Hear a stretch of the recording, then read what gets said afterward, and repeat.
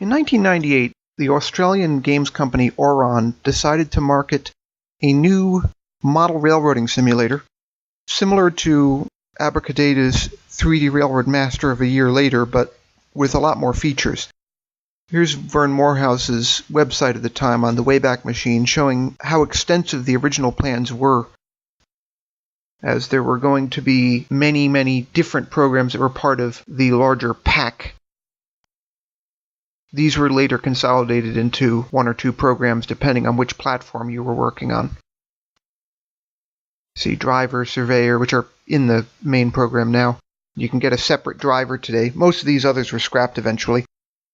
And the idea of trading virtual locomotives was also scrapped, but you can see the address up at the top of the page there if you wanted to go track this down and look all of this up.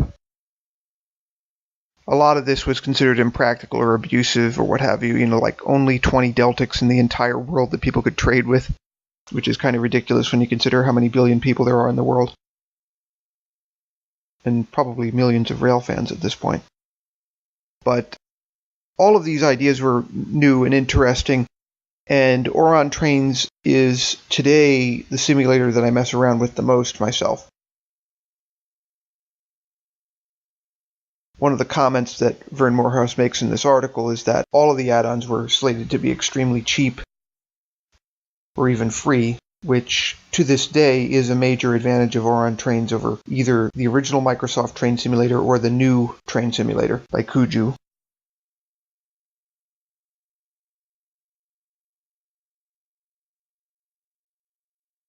Actually, there are reports that I've read by users of Kuju's Train Simulator that they've spent over $2,000 just to get a working layout in it, which is almost what you would spend to build a physical layout,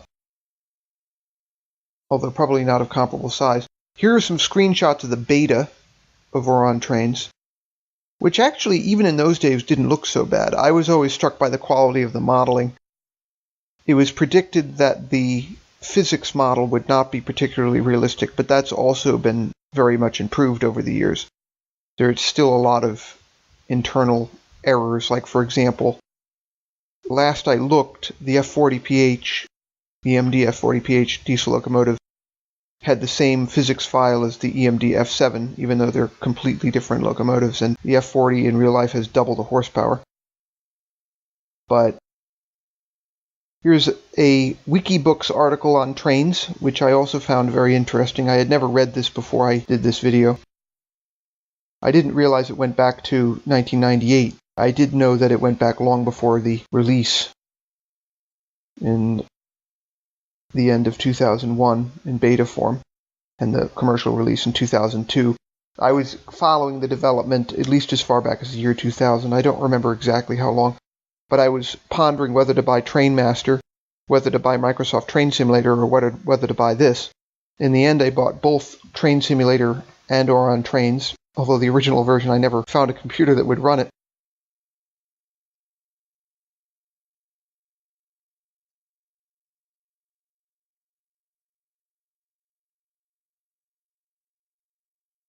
I'm now using Trainz 2009, but I also have Trainz A New Era in my collection. I just have not installed it anywhere yet. Again, because I'm not sure if my computer would run it. If there is a criticism of Auran Trainz, is that it's rather resource heavy.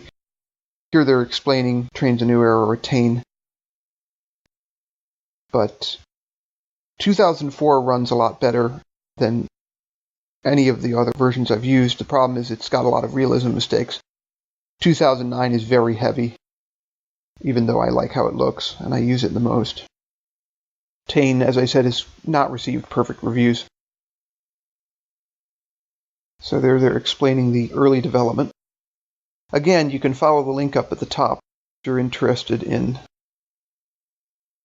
at least the link that you can see on your video screen here, if you're interested in reading this in its entirety. It is a very interesting article. I'm just skimming through it here to show that it exists. See, they summarize each version because 1.0 was not really complete, and they didn't get it all put together until version 1.3. It took a very, very long time to develop it, And a lot of it had to do with their reliance on third-party developers to develop the content.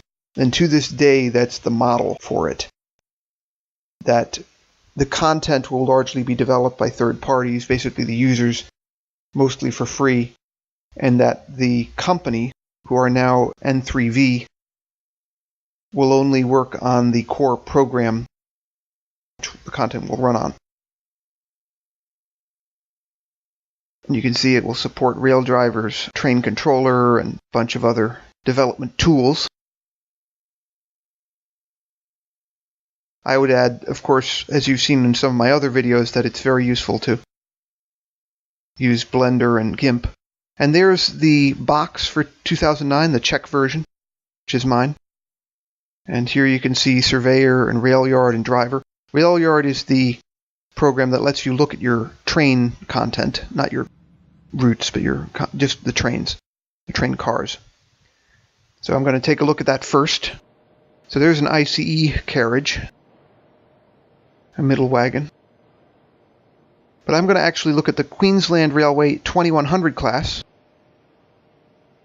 which is used by the Queensland Railway in Australia. It's actually very old at this point. It's only used for freight, but I decided that this would be the locomotive I would use in the playthrough, since it is an Australian simulator originally. So there's a photograph of a real one running in Australia. And you might say it looks a little bit like an EMD. It's not an EMD, but it has EMD parts, let's say. The powertrain is basically EMD. So the prime mover, the generator, and the traction motors are all EMD. It roughly has the same performance as a SG38, basically, or a GP38. It's 6-axle, so that's why I'm saying SG38. 2,000 horsepower. The official maximum speed is 80 kilometers per hour. In Auran Trainz, you can go a lot faster than that. In the playthrough, I won't, because in the playthrough, the speed limit changes to speeds under 80k so often that it's just not practical to go too much more than 60 some odd kilometers per hour. Horizon Holdings is a company that has some of the 2100s today, although Queensland Railways still operate a large portion of C7 in service down there. They never built a whole lot of them because Australian railways just don't operate on the same scale as American or European railways. There's a Queensland Railway Wikipedia page, and here is the Queensland Pioneer Steam Railway in Ipswich. They operate some of the period equipment. If you notice, it looks a little bit small, and the reason is it's actually a narrow gauge railway, 3-foot 6-inch gauge, which is not simulated accurately in Auran Trainz. In Auran Trainz, it's standard gauge, so it is out of scale, actually.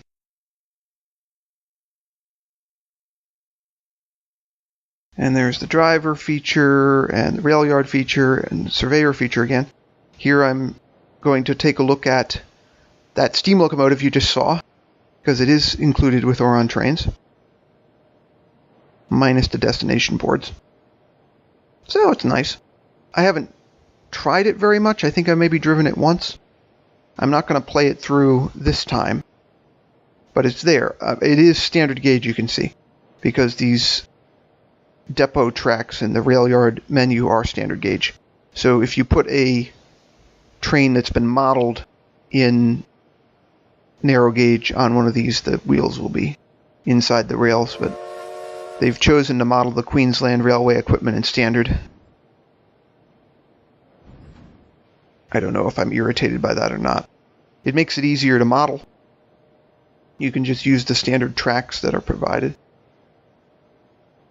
But there are a number of little realism mistakes in Auran Trainz generally. It is possible to model in narrow gauge, but the Queensland Railway stuff is not narrow gauge, as it should be.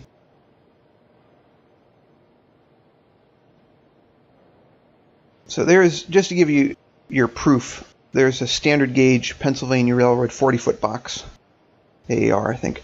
So let's move to the playthrough, or rather the surveyor demonstration.